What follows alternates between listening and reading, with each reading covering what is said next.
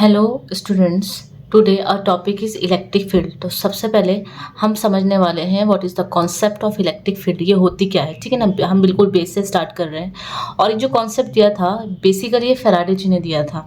Okay, तो क्या होता है कि जैसे कोई चार्ज रखा है तो चार्ज के चारों तरफ का जो स्पेस होता है, ठीक है, जिसमें कोई दूसरा चार्ज फोर्स ऑफ अट्रैक्शन और रिपल्शन को फील करता है, तो उस स्पेस को जो कहते हैं ना उसको इलेक्ट्रिक फील्ड कहते हैं। ठीक है, जैसे कि यहाँ पर सोर्स चार्ज रखा है, ओके, और इसके आसपास, इसका जो आसपास का एरिया है, यहाँ पर अगर हम किसी दूसरे टेस्ट चार्ज को लाएं तो वो इस चार्ज की वजह से फोर्स ऑफ अट्रैक्शन और रिपल्शन फील करेगा। ठीक है, तो ये होता है इलेक्ट्रिक फील्ड। तो ये वाला स्पेस कहलाता है इलेक्ट्रिक फील्ड। ओके, अब हम देखते हैं इलेक्ट्रिक फील्ड इंटेंसिटी क्या होती है।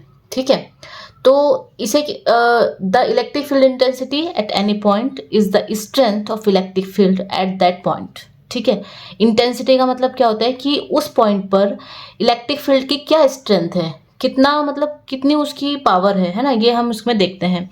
और इसको डिफाइन करते हैं as the force experienced by unit positive charge placed at that point. Okay, इसे हम ऐसे समझेंगे। सपोज कीजिए यहाँ पर हमारा प्लस चार्ज, सोर्स चार्ज रखा है जो कि इलेक्ट्रिक फील्ड को प्रोड्यूस कर रहा है। ओके, अब हमें इलेक्ट्रिक फील्ड इंटेंसिटी का कॉन्सेप्ट समझना है। तो हम ये देख रहे हैं कि ये इलेक्ट्रिक फील्ड है। ठीक है, सपोज कीजिए कि हमने यहाँ पर कोई पॉइंट चार्ज यहाँ पर प्लेस कर दिया। ओके, ठीक है, इसको हम पॉइंट चार्ज कह देते हैं या फिर टेस्ट चार्ज देते हैं। ठीक है, टेस्ट चार्ज प्लस क्यू, हमने इसको यहाँ पर प्लेस कर दिया, क्यू नॉट। ओके, तो इस पॉइंट पर जो इलेक्ट्रिक फील्ड इंटेंसिटी होगी, ठीक है, इलेक्ट्रिक फील्ड इंटेंसिटी होगी, वो force experienced by this charge. ठीक है, इस चार्ज ने कितना फोर्स एक्सपीरियंस किया है, तो कितना है, इसे हम लिखेंगे बाय यूनिट पॉजिटिव चार्ज। ठीक है ना, इस पॉइंट पे जो रखा है, तो ये आएगा क्यू नॉट। तो ये तो हमने बहुत बेसिक सा एक अंडरस्टैंडिंग डेवलप की है। एंड जो एसआई यूनिट होती है इलेक्ट्रिक फील्ड की, वो होती है न्यूटन पर कूलम्ब। ओके, न्यूटन पर कूलम्ब। और इलेक्ट्रिक फील्ड इंटेंसिटी जो होती है वो एक वेक्टर क्वांटिटी होती है। ठीक है, is a vector quantity because इसमें डायरेक्शन हो रही है।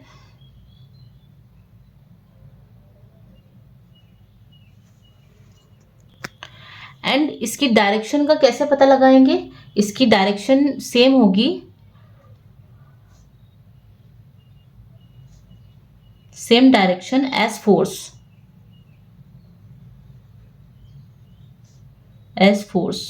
जैसे हमने यहाँ फॉर्मूला में देखा है E is equal to F upon Q naught है, तो जो फोर्स की डायरेक्शन होगी वही E की डायरेक्शन होगी। अच्छा, एक चीज ये देखनी है कि अगर पॉजिटिव चार्ज है, ठीक है, चार्ज हमारा पॉजिटिव है, ठीक है, तो इस केस में इलेक्ट्रिक फील्ड लाइंस जो है वो आउटवर्ड डायरेक्शन में होगी। ओके, ये डायरेक्शन इस तरीके से होगी।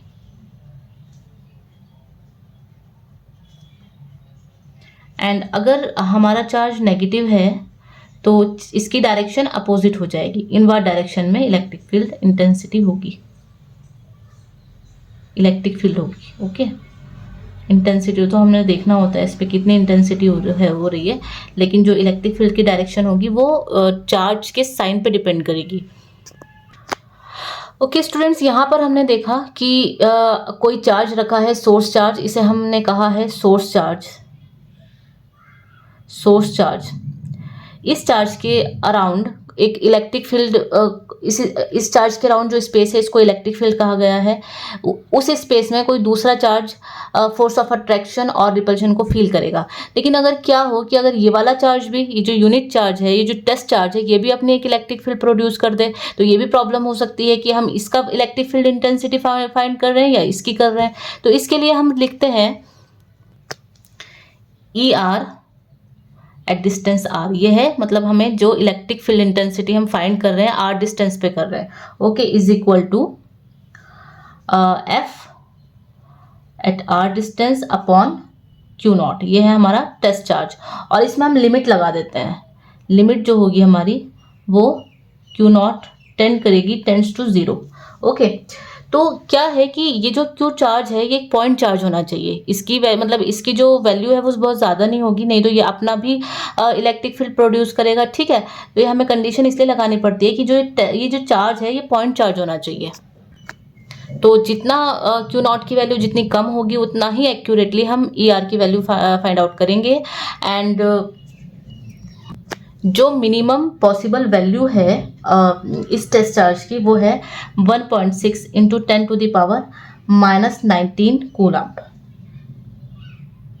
जो कि एक यूनिट चार्ज की यूनिट है, और ये जीरो तो हो ही नहीं सकता। ओके, अच्छा यहाँ पर एक इम्पॉर्टेंट चीज़ और हम नोटिस करेंगे कि जो इलेक्ट्रिक फील्ड है because of this test charge वो चेंज मतलब इस वाली फील्ड पर इस चार्ज का कोई इफेक्ट नहीं पड़ता है, क्योंकि देखिए हमने क्या कहा, E is equal to F upon Q naught, ठीक है। तो इस इलेक्ट्रिक फील्ड पर इस टेस्ट चार्ज की वजह से कोई इफेक्ट नहीं पड़ रहा है, क्योंकि हमें पता है F जो है वो प्रोपोर्शनल होता है क्यू नॉट के, तो ये दोनों कैंसिल आउट हो जाएंगे। लेकिन हाँ, E का क्यू की वजह से E पे फर्क पड़ता है। यहाँ पर एक और इम्पॉर्टेंट पॉइंट है कि अगर हम अलग अलग डिस्टेंसेस पे टेस्ट चार्ज रखें और इलेक्ट्रिक फील्ड को देखें तो उसकी वैल्यू अलग अलग आ सकती है, क्योंकि वो आर पे डिपेंड कर रहा है ना, डिस्टेंस पे डिपेंड कर रहा है, तो इलेक्ट्रिक फील्ड की अलग अलग पॉइंट्स पे वैल्यू डिफरेंट आ सकती है। तो हम कह सकते हैं कि जो इलेक्ट्रिक फील्ड है इस सोर्स चार्ज की वजह से वो डिपेंड करती है स्पेस कोऑर्डिनेट्स पे, ठीक है। Electric field because of due to source charge depends on space coordinates.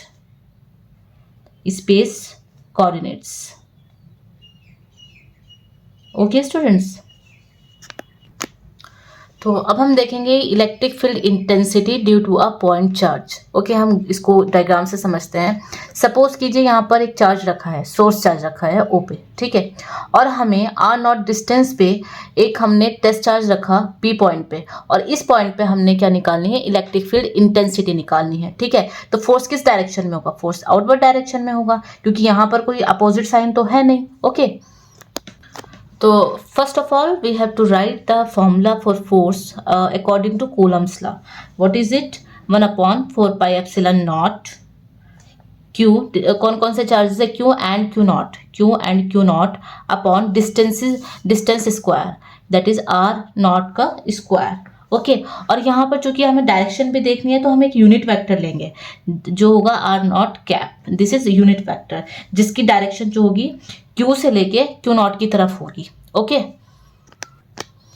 अब यहाँ पर देखिए कि इलेक्ट्रिक फील्ड को हमने कैसे लिखा था, E is equal to F upon test charge यहाँ पर Q नॉट है, तो यहाँ पर ये निकल के आएगी value 1 upon 4 pi epsilon not Q upon R not square and unit vector. Okay, ये हमारी इलेक्ट्रिक फील्ड इंटेंसिटी की वैल्यू निकल के आई है। ओके स्टूडेंट, तो आपको ये हमेशा याद रखना है कि जब हम डिवाइड कर रहे हैं तो हमारा टेस्ट चार्ज से डिवाइड करना है, ना कि सोर्स चार्ज से। यहाँ पर थोड़ा सा कन्फ्यूजन क्रिएट हो सकता है, तो आपको इस चीज़ पे ध्यान देना है। जिस पॉइंट पे हमें इलेक्ट्रिक फील्ड इंटेंसिटी निकालनी है, हमें उस चार्ज से डिवाइड करना है। अच्छा, एक केस और देखिए कि सपोज कीजिए कि हमें एक पॉइंट चार्ज रखा है किसी पोजीशन पे, एंड हमें कुछ डिस्टेंस पे उस पर टेस्ट चार्ज रख के उसका इलेक्ट्रिक फील्ड इंटेंसिटी निकालनी है। सपोज कीजिए यहाँ पर रखा है प्लस Q चार्ज, इस पॉइंट को हमने नाम दिया है A, ठीक है ना। इससे कुछ डिस्टेंस पे दूसरा चार्ज रखा है जो कि क्या है, टेस्ट चार्ज है। ओके, एंड इसको हमने P नाम दे दिया, ठीक है। अब यहाँ पर हम कोऑर्डिनेट एक्सिस देखेंगे, कोऑर्डिनेट्स बना लेते हैं इसके, this is X, this is Y and this is Z। Okay, और यहाँ पर देखिए इसकी पोजीशन क्या आ रही है, यहाँ से इसको हमने लिया पोजीशन वेक्टर RI, ठीक है, इसको हमने लिया RO, ठीक है। और इसकी डायरेक्शन कहाँ पर होगी, इसकी डायरेक्शन ऐसे जाएगी, फोर्स की जो डायरेक्शन होगी वो एक दूसरे को रिपेल कर रहे हैं, फोर्स की डायरेक्शन ऐसे जा रही है। ओके,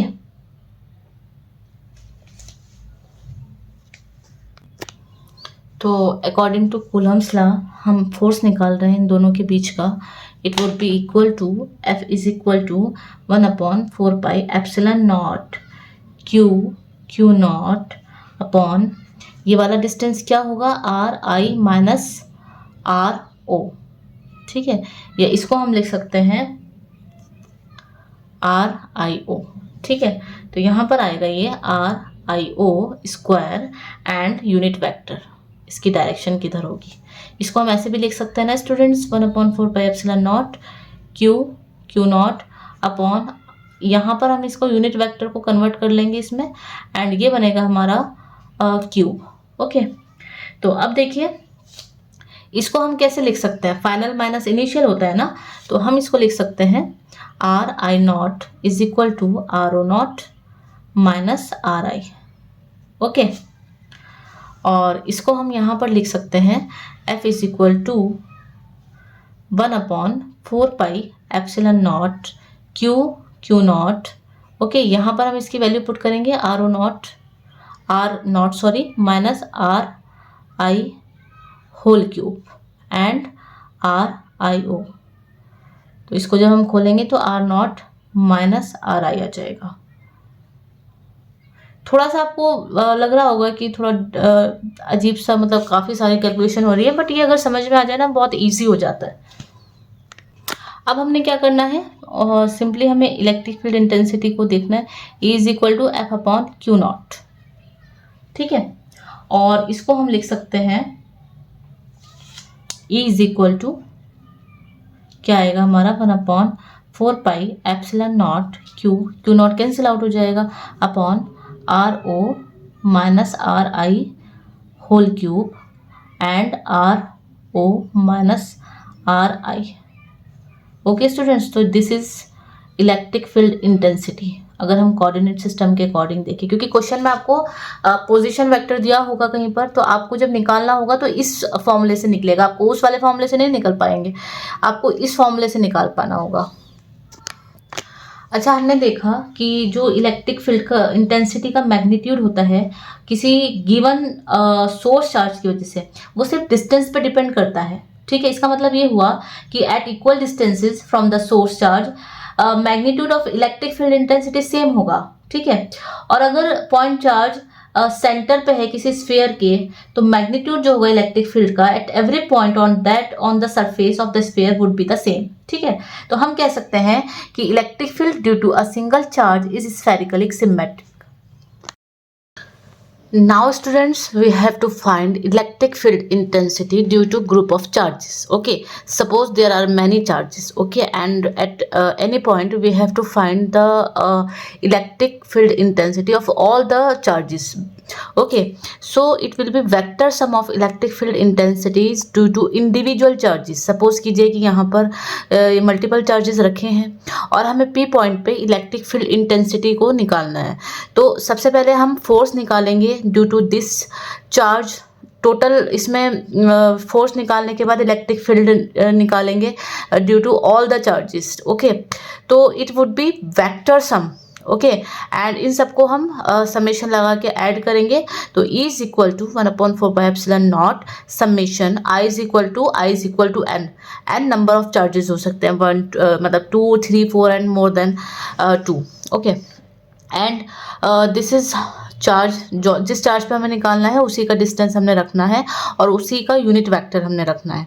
ओके, तो जो नेट फोर्स होता है वो वेक्टर सम होता है forces due to individual charges, ठीक है। जो नेट फोर्स होगा इस पॉइंट पे वो इन सभी चार्जेस की वजह से जितने फोर्सेस होंगे उनका वेक्टर सम कहलाएगा। Okay, so F is equal to Q not upon 4πε0 summation Q I upon, इसका पोजिशन वेक्टर का हमने पोजिशन वेक्टर से हम इसको निकालेंगे डिस्टेंस को, एंड इसका हम इलेक्ट्रिक फील्ड इंटेंसिटी जो निकालेंगे F अपॉन क्यू नॉट हो जाएगा। इससे जो टेस्ट चार्जेस से हमने डिवाइड किया और हमारा फॉर्मूला ये हमको मिला। तो समेशन में कितने भी चार्जेस को ऐड करना पड़ सकता है, तो you have to learn this formula. Okay, और यहाँ कुछ इंपॉर्टेंट पॉइंट आते हैं कि जो इलेक्ट्रिक फील्ड इंटेंसिटी होती है is vector quantity that varies from one point two another point in space. Okay, क्योंकि डायरेक्शन डिफरेंट होगी, ठीक है। वेक्टर क्वांटिटी है तो डायरेक्शन है तो उसमें उसकी वैल्यू अलग अलग पॉइंट्स पे अलग अलग होती है। Value depends on the position of source charges, ठीक है, टेस्ट चार्जेस की पोजीशन पे डिपेंड नहीं करता है, it depends on the position of source charges. Okay, direction of electric field की जो निकाली जाती है वो पॉलीगन लॉ ऑफ वेक्टर से निकाली जाती है। तो जब हम न्यूमेरिकल करेंगे तब हम वहाँ पे इसको और अच्छे से देखेंगे डिटेल में। नेक्स्ट पॉइंट है हमारा electric field intensity due to continuous charge distribution. ये होता क्या है कंटिन्यूअस चार्ज डिस्ट्रीब्यूशन, ये हमने अभी लास्ट टॉपिक में भी इसको देखा था। एक्चुअली क्या होता है कि जो चार्ज होता है वो एग्जिस्ट कर सकता है only integral multiple of basic charge E. हमने बताया था ई हो सकता है, 2e हो सकता है, 3e हो सकता है, लेकिन 1.2 या 1.3e नहीं हो सकता है, ठीक है, क्योंकि चार्ज में एटोमिसिटी होती है ना, तो उसके बेसिस पे चार्ज डिस्ट्रीब्यूशन क्या होता है, हमेशा डिस्क्रीट होता है। लेकिन प्रैक्टिकली जो है मतलब इस तरीके से वर्क करना कुछ चीज़ों में पॉसिबल नहीं हो पाता है। जैसे कि कोई चार्ज कंडक्टर है तो उस चार्ज कंडक्टर के ऊपर हम चार्ज को काउंट तो नहीं करेंगे, तो हम क्या करते हैं, चार्ज डिस्ट्रीब्यूशन तो हम उसको स्पेसिफाई नहीं कर सकते हैं इन terms of the location of the microscopic charge constituents. लेकिन हम क्या कर सकते हैं, एक स्मॉल एरिया एलिमेंट ले लेते हैं सरफेस के ऊपर, कंडक्टर के सरफेस के ऊपर, जैसे कि सपोज कीजिए कंडक्टर है, इसकी सरफेस के ऊपर हम एक छोटा सा एरिया एलिमेंट ले लेते हैं। ओके, अच्छा, ये जो एरिया एलिमेंट होता है ये बहुत ज़्यादा छोटा होता है मैक्रोस्कोपिकली, है ना, लेकिन माइक्रोस्कोपिकली इसमें इतने चार्ज हमें मिल जाते हैं कि बहुत ज़्यादा होते हैं इलेक्ट्रॉन्स जो इस पर मिल जाएंगे ना, तो वो बहुत सारे हमें हमारे काम के लिए बहुत सारे मिल जाते हैं। तो अगर इसमें del Q amount of charge होता है तो इसमें सरफेस चार्ज डेंसिटी आती है हमारी निकल के, sigma is equal to del Q over del S, क्योंकि हमने यही तो सरफेस लिया था, इसकी सरफेस से यही तो हमने सरफेस एलिमेंट लिया है। और फिर हम इसी प्रोसेस को डिफरेंट पॉइंट पे कैलकुलेट करते हैं और फिर हम उनको सबको मिला के एक हमें कंटिन्यूअस फंक्शन मिलता है जिसे हम सरफेस चार्ज डेंसिटी कहते हैं। ओके, इसी तरीके से अगर लाइन एलिमेंट है, कोई लीनियर चार्ज डिस्ट्रीब्यूशन है, तो वहाँ पर हम लैम्डा लेंगे लीनियर चार्ज डिस्ट्रीब्यूशन के केस में। एंड अगर सरफेस चार्ज डेंसिटी में ये हमने देखा ही है, हम इसमें सिग्मा की बात करेंगे। अगर हम वॉल्यूम की बात कर रहे हैं तो हम यहाँ पर रो लेने वाले हैं। ओके, फॉर्मूला सेम होगा, ओनली डी क्यू की डी क्यू को हम रिप्लेस कर रहे हैं, D Q is equal to lambda and D L, और ये लैम्डा किसका फंक्शन होगा, पोजीशन वेक्टर का। तो यहाँ पर इलेक्ट्रिक फील्ड इंटेंसिटी अगर हमें निकालनी है लीनियर चार्ज डिस्ट्रीब्यूशन की टर्म्स में, तो यहाँ पर डेल क्यू को डी क्यू को रिप्लेस करके हम यहाँ पर लैम्डा डी एल रखेंगे। अगर सरफेस चार्ज डिस्ट्रीब्यूशन के केस में हमें काम करना है तो इलेक्ट्रिक फील्ड इंटेंसिटी में सिग्मा एंड डी एस रखने वाले हैं। अगर हमने वॉल्यूम चार्ज डिस्ट्रीब्यूशन लेना है तब उसके केस में हम रो टी वी रखने वाले हैं। फॉर्मूला सेम रहेगा, ओनली डी क्यू को we have to replace D Q in terms of this continuous charge distribution. Okay students, now our next point is rectangular component of electric field intensity due to a point charge. Now suppose कि origin पे एक charge रखा है plus q and because of this charge we have to find out the electric field intensity at this point, that is p. Okay, तो यहाँ पर देखिए सबसे पहले हम देखेंगे कि यहाँ का जो पोजीशन वेक्टर है वो r है। Now we have to calculate rectangular component of electric field intensity at any point P, x, y and z. Okay, इसको हम यहाँ पर कोऑर्डिनेट सिस्टम में हम देखने वाले हैं, तो x, y, z लिख लेते हैं। ओके, अब देखिए यहाँ पर OP इज इक्वल टू क्या है, OP is equal to r cap, और रेक्टेंगुलर कंपोनेंट में हम r को कैसे लिखते हैं, x i cap plus y i cap J cap plus z K cap. यहाँ पर i, j and K cap क्या है, यूनिट वेक्टर, ये डायरेक्शन को दिखाने वाले हैं।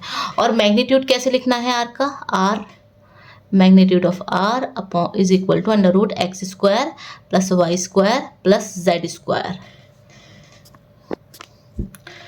तो electric field intensity at point P because of this charge would be equal to 1 upon 4 pi epsilon naught q upon r square and unit vector.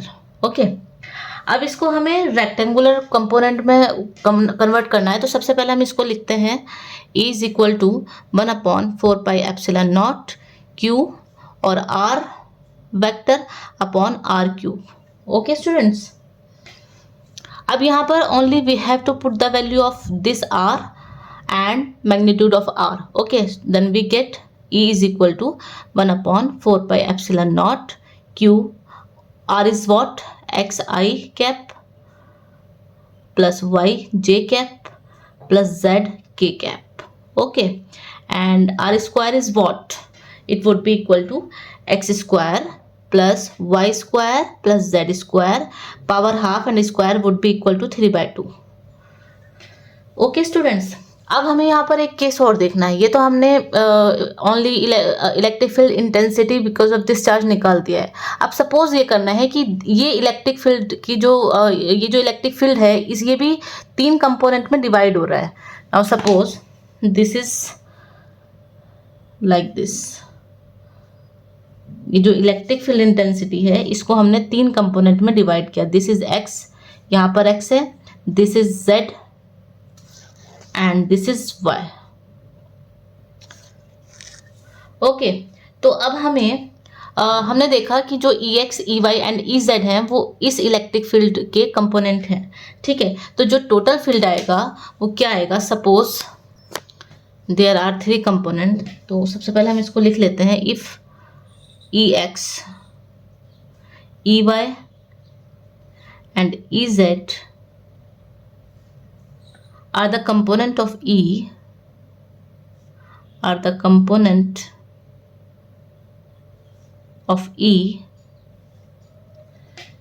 along the 3 coordinate axes, along the 3 coordinate axis, then E would be equal to Ex vector plus Ey vector plus Ez vector. Okay, और इसको हम ऐसे लिख सकते हैं. E is equal to Ex I cap plus Ey Z cap plus Ez K cap. Okay, तो यहाँ पर हमने वैल्यू पुट करनी है. तो अलग अलग टर्म्स में अगर हमने देखना है कि Ex की वैल्यू क्या आएगी, तो Ex would be equal to 1 upon 4 pi epsilon not Q, क्योंकि x वाला टर्म है तो x आएगा, upon x square plus Y square plus Z square की पावर 3 by 2. यहाँ पर हमने देखा था अगर ये कंपोनेंट में डिवाइड हो रहा है तो ओनली x पार्ट आएगा पोजीशन वेक्टर का.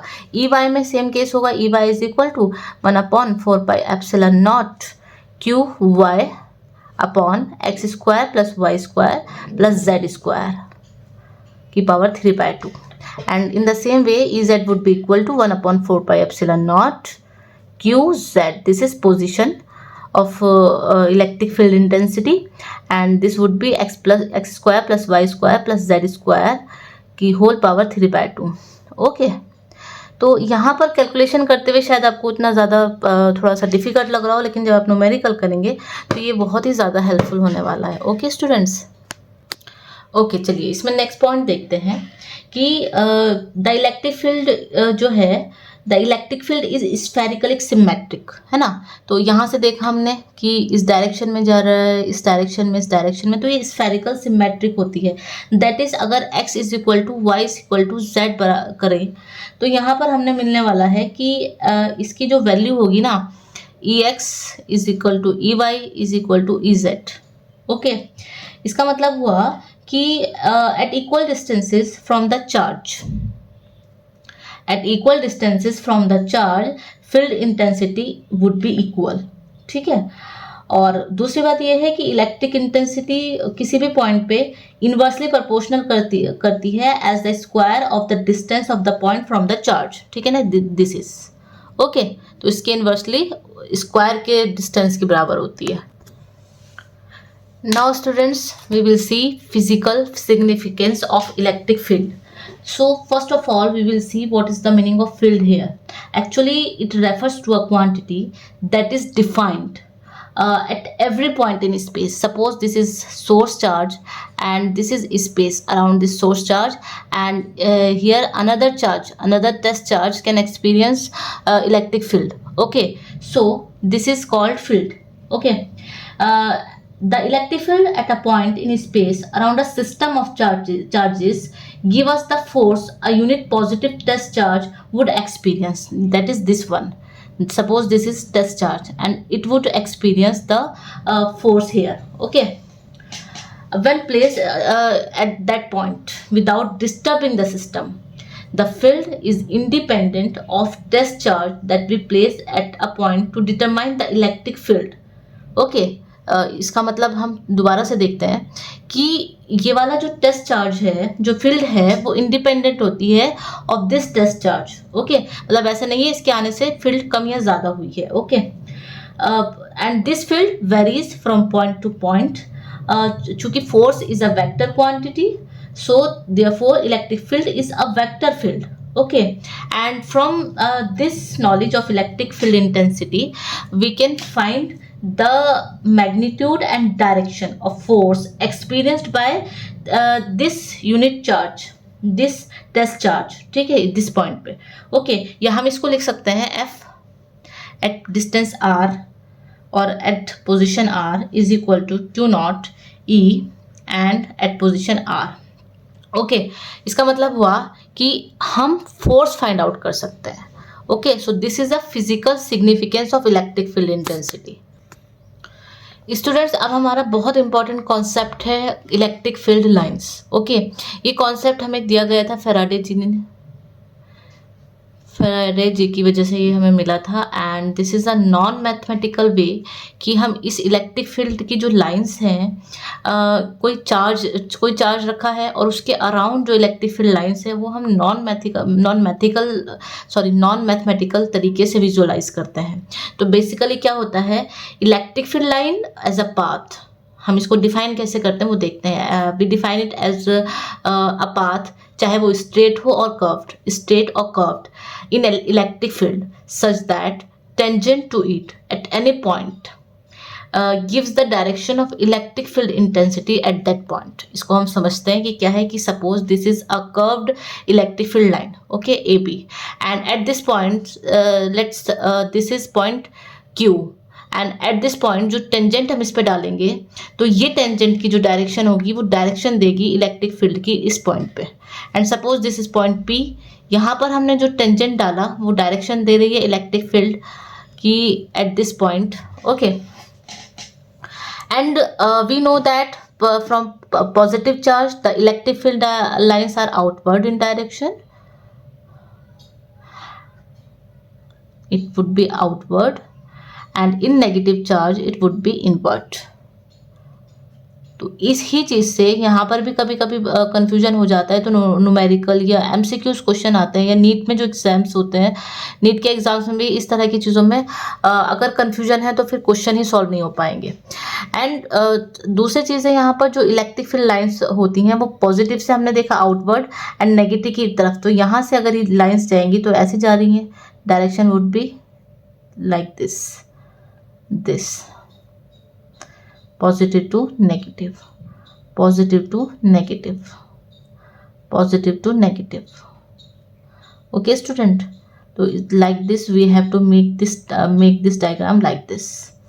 Okay, outward,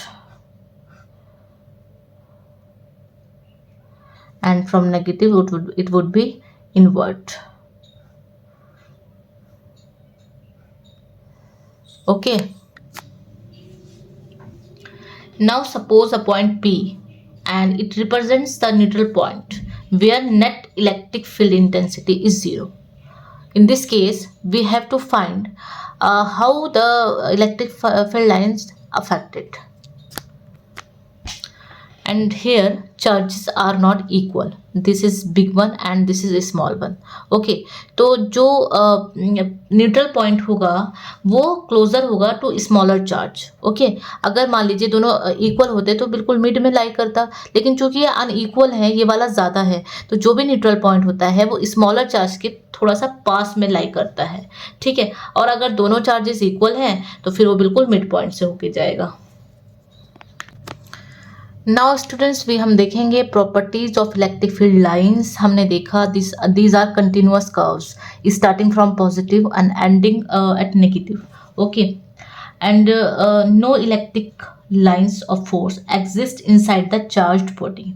ओके, इसका मतलब हुआ electrostatic field lines do not form continuous close loops, मतलब यहाँ आके खत्म हो रहा है, बॉडी के अंदर तो नहीं जा रहा है। अगर बॉडी के अंदर भी बन रही होती तो वो कंटिन्यूअस लूप बनाता। तो इसका मतलब हुआ electrostatic field line does not form continuous closed loops.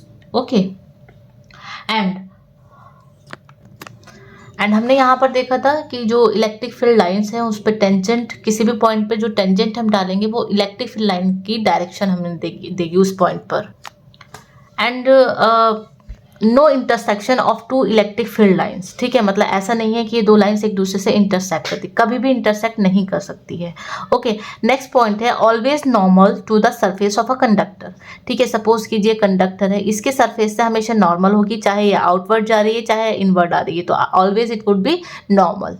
Okay okay, अब एक केस है, सपोज कीजिए कि दो डिफरेंट चार्जेस हैं, तो जो इलेक्ट्रिक फील्ड लाइंस हैं वो कॉन्ट्रैक्ट करेगी, ठीक है ना, ऑन द बेसिस ऑफ मतलब on the basis of longitudinal. Okay, यानी कि कॉन्ट्रैक्ट लॉन्गिट्यूडनली।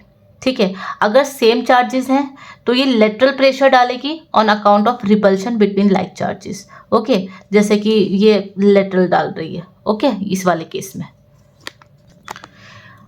अच्छा, मैग्नीट्यूड फील्ड का कितना है वो डिपेंड करता है density of electric field lines, मतलब ये जितनी नंबर ऑफ ज़्यादा लाइंस होगी उतनी ज़्यादा उसका मैग्नीट्यूड होगा। तो electric field intensity at a point is equal to number of field lines crossing normally a unit area around that point. Okay, suppose कीजिए ये कोई पॉइंट है, यहाँ पर वो कितने नंबर ऑफ लाइंस इसे क्रॉस कर रही है, इस एरिया को मान लो यहाँ पर कितनी कर रही है, यहाँ पर कितनी कर रही है, तो इलेक्ट्रिक फील्ड इंटेंसिटी इस पर डिपेंड करती है। Now we see electric field intensity at any point on the axis of a uniform charged ring. Okay, एक चार्ज रिंग गिवन है। ओके, जब चार्ज यूनिफॉर्म चार्ज है तो इस पर प्लस साइन डिस्ट्रीब्यूट होगा। इस रिंग की वजह से हमें किसी गिवन पॉइंट पे इलेक्ट्रिक फील्ड इंटेंसिटी निकालनी है। ओके, और ये जो पॉइंट है इसका डिस्टेंस सेंटर से r है। ओके, और रेडियस इज a। ठीक है, सपोज हमने इसको कैसे निकालना है, हम पूरी रिंग के अकॉर्डिंग तो एकदम से नहीं निकालेंगे, हम इसका एक छोटा सा पार्ट ले लेंगे, ठीक है ना, एक स्मॉल एलिमेंट लेंगे ए बी। तो इस ए बी की वजह से हम इसका इलेक्ट्रिक फील्ड इंटेंसिटी इस पॉइंट पे निकालेंगे। इसकी डायरेक्शन किधर होगी, अवे होगी, तो this is direction of D. Okay, अभी देखिए ये डिस्टेंस ए है और ये आर है, तो ये वाला डिस्टेंस क्या होगा, √a² + r², where A is radius. अब इस फील्ड इंटेंसिटी को हमें दो कंपोनेंट में डिवाइड करना है। जो थीटा वाला साइड होता है डी कॉस थीटा, एंड जो दूसरा साइड होता है डी साइन थीटा। ये वाला एंगल थीटा बना रहा है इस एक्सिस से, तो ये वाला एंगल भी थीटा होगा। ठीक है, तो अब हमें देखते हैं कि इसका डायरेक्ट फॉर्मूला देखते हैं हम, क्योंकि हम जब इसके न्यूमेरिकल करेंगे तो उसमें ये चीज़ मतलब आपको दोबारा से डिराइव नहीं करना होगा, बस आपको एक फॉर्मूला लर्न करना है इसका। ओके, जो कि फॉर्मूला हमारा निकलेगा E is equal to magnitude of E is equal to Q upon 4πε0 and R upon r² + a² की होल पावर 3/2। अभी कैसे आया है स्टूडेंट्स, आपको लगेगा कि ये एक डायरेक्ट फॉर्मूला लिखा है, किस तरीके से लिखा है, जबकि यहाँ पर हमने DE एलिमेंट लिया है। तो स्टूडेंट्स हम क्या करेंगे कि जैसे छोटे छोटे एलिमेंट हम लेंगे तो बाद में इसको हम इंटीग्रेट करेंगे। तो इंटीग्रेट करने के बाद हमें हमारी जो वैल्यू निकल के आएगी वो directly this is the formula. Okay, and this r is what, it is distance not radius. Okay, तो अब यहाँ पर हम देखते हैं कि इसमें एक केस है कि अगर ये डिस्टेंस जो है ना, केस 1 ले लेते हैं हम, if this point P lies on the centre of this ring. ठीक है, if P lies at the centre of the ring, in this case what will happen, r becomes 0। Okay, and जब इस case में r 0 हो जाएगा तो ये पूरा E बराबर क्या हो जाएगा, 0 हो जाएगा, यानी कि electric field intensity inside this circular ring is 0। Okay अब हम देखते हैं दूसरा केस लेते हैं। ये एमसीक्यूज में इस तरह के ही क्वेश्चन आते हैं, तो आपको इन चीज़ों पे बहुत ध्यान रखना है। अगर सपोज कीजिए कि जो रेडियस है आर वो बहुत ज़्यादा बड़ी है ए से, सॉरी जो आर डिस्टेंस है वो रेडियस से बहुत ज़्यादा बड़ा है, कि आर ज़्यादा बहुत ही ज़्यादा बड़ा है ए से, तो in this case we will take r square plus a square as r square. तो जब हम यहाँ पर वैल्यू पुट करेंगे तो यहाँ पर हमारा आएगा value E is equal to Q upon 4πε0 and R upon R square से स्क्वायर कट जाएगा आर क्यूब। ओके और यहाँ पर हमें फाइनल वैल्यू मिलने वाली है E is equal to magnitude of E is equal to Q upon 4πε0 and 1 upon R square, that is it is inversely proportional to the square of the distance. Okay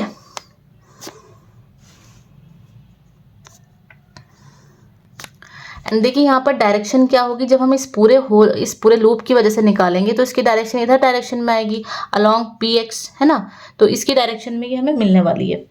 अच्छा एक चीज़ है कि जो circular loop होता है इसका जो charge होता है, ये जो सर्कुलर लूप होता है ये बिहेव करता है एज अ पॉइंट चार्ज जब ऑब्जर्वेशन पॉइंट भी बहुत ज़्यादा डिस्टेंस पे होगा।